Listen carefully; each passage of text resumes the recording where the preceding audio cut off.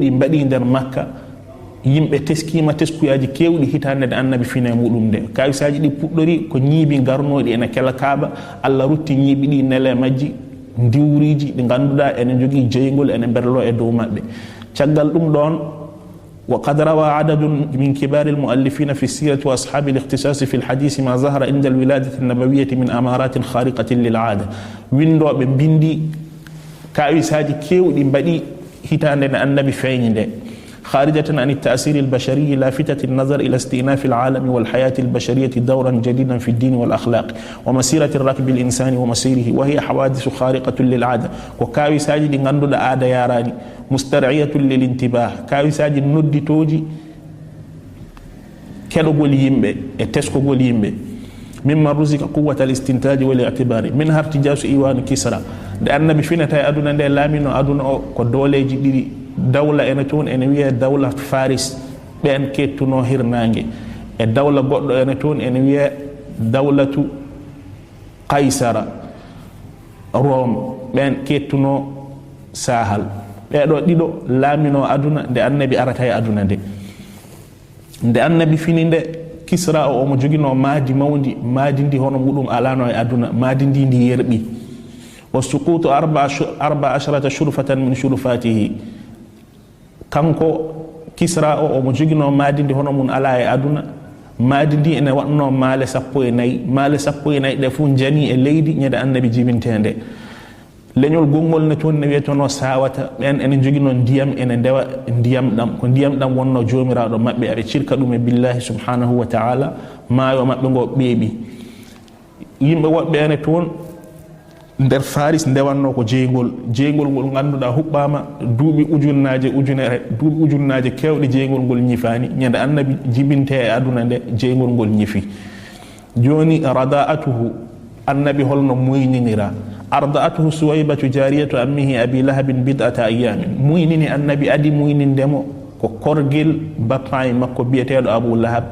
korgel ngel wiyete ko suwaybatu on adi moyninde annabi nde annabi fine aduna ثم التمس عبد المطلب لحفيده اليتيم الذي كان أحب أولاده إليه مرضى من البادية تشغل دي أون موينيني أون سويبة موينيني عليه السلام باباي مكو باباي مكو أبو لهب جينو سويبة ما مكو غوركو عبد المطلب لا بني مو مويني نو مو أنا مويني نو تاوكو أيم ببروساجي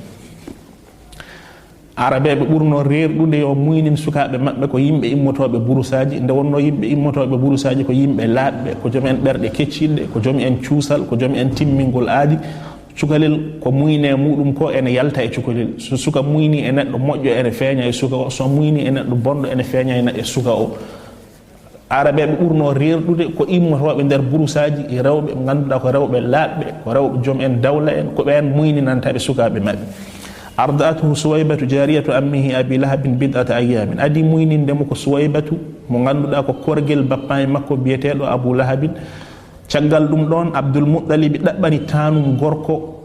tanum gorko mo ganduɗa kañum ɓuri horsude to muɗum o ɗaɓɓanimo murdi an min albadiyati muyninowo e nder burus ala adati l arabi wa kana al arabu yusiruna albadiyata arabeɓe ne cuɓotono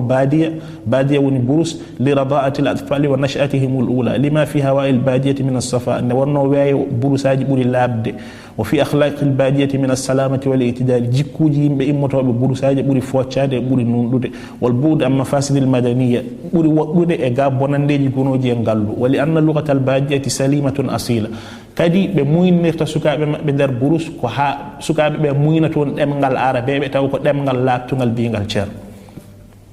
wa jaat al maradiu min qabilati bani saadin muyninoɓe ngari madina ɓe garanno ɓe ɗaɓɓa sukaɓe ɓe muynino kamɓe rewɓe ɓe mbaɗan groupe ɓe mbaɗa dental ɓe ngara aɓe jirlo aɓe ƴeewa suka mo ɓe muyninta allah waɗi ɓe ngari caggal nde annabi jibina wa kana laha shuhratun fi lmaradi walfasahati leñol ele toon ene wiye bani saad ɓen ɓurno lollude ɓen ɓurno wadde daraja nder muyninoɓe fof ɓen gonnoɓe hono mun en ngala wa adrakat halimatu saadiyatu hadihi saada debbo ene nder maɓɓe ene wiye halimatu saadiya on allah feccani malal muyninde annabi wa kanat kharajat min baladiha taltamisu rudaa kanko halimata saadiya o immi nder wuro makko o ari omo ɗaɓɓa ɓe o muyninta وكان العام عام جدب هتان ديكو هتان هكر ونو وهم في ضيق وشدة تي أبي تيد الله أبي بيتان هانو في هتان يعني سدي وأريد رسول الله صلى الله عليه وسلم على جميع المراضي فزهدنا فيه النبي يتا هلا دندغال muyninobe be fuf be kolla annabi goto e mabbe fu reyrdiga annabi goto e mabbe fuf gantini nde wonno ko al yatima goto e mabbe fuf yartitiri caggal nde wonno ko al yatima wa urida rasulullahi ala jami' al maradi fazahidna fihi wa dhalika li annahunna kunna yarjuna al ma'rufa min abi sabi nde wonno be daminto ko bammun suka o ma mojjambe o do non bammun ala don be fuf فقلنا يتيم بمبيكو اليتيم وما عسى أن تصنع أمه وجده بمبي اليتيم يمون إمامون حكم باي نفدامين بيتاني وهكذا فعلت حليمة السادية هور مولم داري لاول غدن نقول حكي لمن نغاني سكا فانصرفت عنه أول مرة ورنكتي ويه كم حليمة ثم انعطف قلبها عليه شغل من الله ودي برنمكو يرمند يو يرمو سكا وألهمها الله حبه وأخذه Allah longinimo gilli annabi yidde annabi kanko halimata sadiya o arti walam takun wajadat ghayrahu o dañani nyande hen ko wana annabi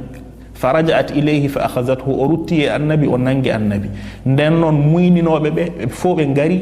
kollado annabi fof gantina nde wonno annabi ko aliyatime yetti debbo ene wiya halimatu sadiya jeado e bani sadiya on kadi holla annabi o gantini o yehi caggal mudum Allah jippini gilli annabi e berne makko Allah wadi gilli annabi e korsa annabi e yurmede annabi e der berne makko o ruttiti o nangiti annabi farajat wa ilayhi fa akhadhathu wa dhahabat bihi ila rahliha o nangi annabi o nawi dum to bagasuji makko wala masatil barakata bi yadiha gilade o nangi annabi nde o tini wonko wadi barkenate jungo makko fa kana li kulli shay'in fi rahliha sha'nun ghayra sha'ni hirke makko dendengal ko jogino fu Allah sanzi dum e barke ko jaggi annabi ko wara'atil barakata fil labani wal albani o yi barke e kosam ndammiri makko o yi barke e tew ndammiri makko washarif wal atani o yi barke e gilodi makko o yi barke e ndumsi makko e bamdi makko o yi barke e be'on makko e balon makko wa kullun yaqulu laqad akhadti ya halimatu nasamatan mubaraka kulle de fuf lisanul hali majje tindini ko o ƴetti ko ganduda hunde barkinde o ƴetti ko hunde moƴƴere nde hono mun ala e nder windere nde fuf walam tazal tata'arrafu min Allah ziyadata wal khayra halimata serani alla ene moƴƴana dum moƴƴere ene ɓeydo barke ene ɓeydo hatta madat sanatani ha o wonde annabi nder duuɓi ɗiɗi fi bani sa'din duuɓi ɗiɗi o muynini annabi kanko halimatu sa'diya o malama o dañi muyninde ɓurɗo moƴƴude e tagore nde muyninowo fo oɗo debbo ɓuri maɗede barke wa fasalatuhu enti annabi wa kana yashibbu shababan la yashubbuhu al-ghilmanu annabi mawni mawnugol ngol ganduɗa jiiɗani e mawnugol sukaɓe omo ɓeydotono ko yaawi wa qadimat bihi ala ummihi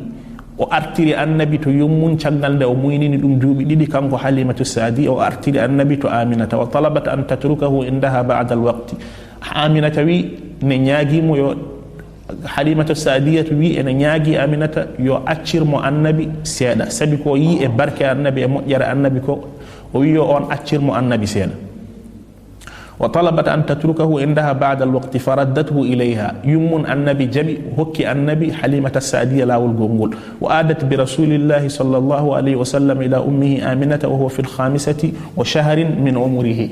caggal nde o artirnomo lawol gadanol o artiroymo lawol ɗimmol tawi annabi dañi duuɓi joyi idan oɗo debbo nden noon oɗo debbo o wonde annabi duuɓi joyi duuɓi ɗiɗi omo muyninamo o muyninimo ha nde o entimo nde o artirimo kono moƴƴere nde o yi e annabi e barke mo yi e annabi o ñaagi yummun annabi yo accirmo annabi ha ɓura ndani yummun annabi jaɓi accirmo ndani accimo to makko acciri debbo o annabi ha annabi day duuɓi joyi e lewru وجاءه ملكان وهو في بني سعد فشق بطنه واستخرج من قلبه علقة سوداء فطرحها ثم غسل قلبه حتى أنقياه ورداه كما كان تسكتاما اندرك النبي ونو جنgo حليمة السعدية gotol omo yalti caggal wuro malaikaji ɗiɗi ngari nangimo ɗi nangimo de ɗi lelnimo ɗi ceeki beccal ngal ɗi itti toon ɓernde nde ɗi itte nder ɓernde malaikaji ɗi itte nder ɓernde he husere ɓalere caggal mum looti ɓernde nde ha laaɓi battinde hen ñotiti reedu ndu ñotiti becce de no banoni وجاءه ملكان وهو في بني سعد فشق بطنه واستخرج من قلبه علقة سوداء فطرها ثم غسل قلبه حتى أنقيه ورده كما كان لإتهن husere balere itta e bernde annabi tawi o mo yare duubi joyi mbatti ton bernde den koltiri dum no wano adanni wara rasulullah sallallahu alaihi wasallam alghanama ma ikhwatihi min arrada annabi o wonti nde o dañi duubi joyi nde o wattiyade o mo ay الله الله يا ربي الله الله ومن قلبي علت وضى كده من ملها صلى الفجر ولف في مصر وحواليها الله الله على الأزهر الله الله الله أكبر أم الدنيا كمان واكتر لو قلت اوصفها أنا مش حنصفها وكفيها الله الله ما لا تهبل أزكو بالكلدرا غون دي بيدو نفتا جمت غونغ نتوترا ndende natti haysana muuji ka'bata bangore ubbe ɓiɓɓe rewɓe ne nguuri natti wantata hakkillaaji jorduɗi haano karwal muddiɗi fucitiri ɗin ko keelele cewle gandal murtada ɓurɗo ko lewru peewal diina yimɓe no njiiri wi ko toɓo kammu ɓerɗe ko leydi koye mum pofrata hayyo rulde malu yurmede windere annabi jabuwal diina bajo annore jingi ɗemɗe yimiyankoɓe annabi jikkuma